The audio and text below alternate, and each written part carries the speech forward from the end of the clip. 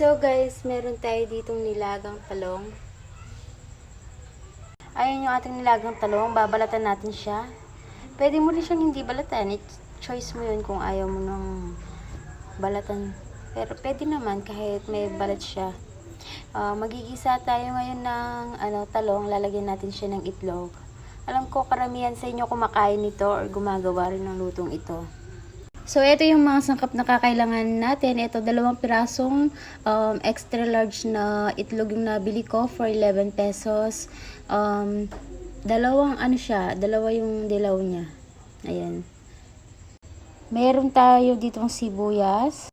At syempre, bawang. Tapos maglalagay din ako ng paminta.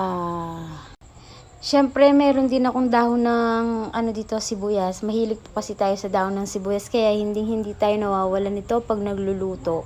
So, ayan na. Balatan na natin siya. Tapos, ganutinin mo lang siya. Tanggalin mo lang naman yung mga sundalong nari dito sa talong natin. Baka kasi meron pang sundalo. Or I mean mga dala mo na yung talong.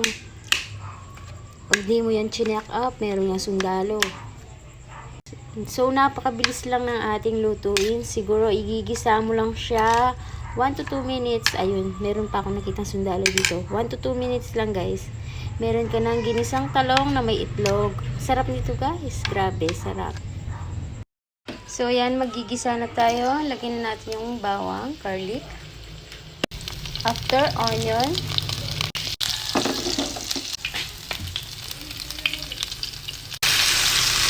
So, isunod na rin natin dito yung talong. At isunod na rin dito yung ibang sangkap. So, ayan guys. Luto na ang ating talong. Ginisang talong na may itlog. Ayan.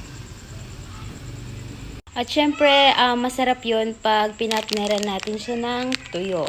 Ayan, magprito tayo ng tuyo guys.